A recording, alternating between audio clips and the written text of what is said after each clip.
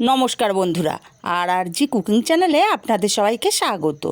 আজকে নিয়ে হাজির হয়ে গেলাম পুরুলিয়া জেলার ভাইরাল সোয়াবিনের পকোড়া রেসিপি নিয়ে। তো চলুন শুরু করা যাক।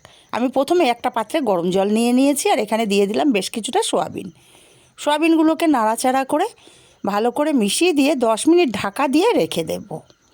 10 মিনিট পর তারপর সোয়াবিন থেকে এক্সট্রা জলটা খুব ভালো করে নিংড়ে নিতে হবে। সোয়াবিনে জল থাকলে চলবে না, সেইভাবে সোয়াবিনগুলো আমি চিপে চিপে এক্সট্রা জলটাকে বের করে দিচ্ছি। এইভাবে সব সোয়াবিনগুলো আমি নিংড়ে নেব। দেখেই বুঝতে পারছেন আমি সোয়াবিনগুলো সব এক্সট্রা জল নিংড়ে নিয়েছি।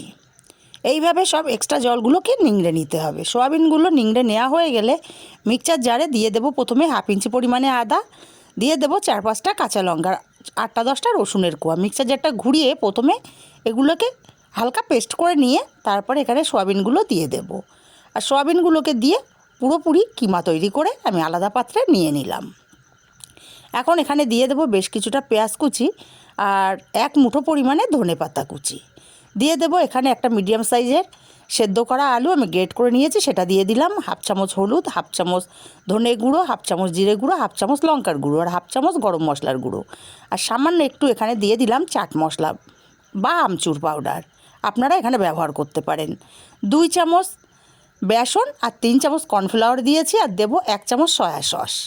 দিয়ে দেব স্বাদ মতো লবণ, তবে লবণটা স্বাদ বুঝে দিতে হবে, কারণ সয়া সসেও লবণ থাকে।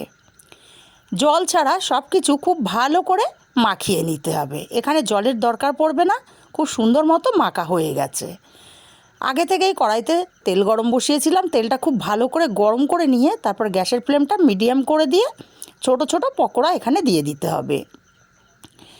কোনোভাবে গ্যাসের ফ্লেমটা হাই করা যাবে না, তাহলে ওপরটা তাড়াতাড়ি কালার চলে আসবে, ভেতরটা ভাজা হবে না।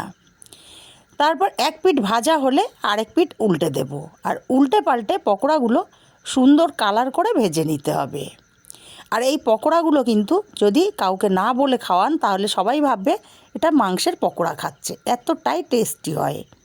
সেই জন্যেই কিন্তু এটা পুরুলিয়ায় ভাইরাল হয়ে গেছে এখন। উল্টে পাল্টে পকোড়াগুলোকে সুন্দর মতো কালার করে ভেজে নিয়েছি।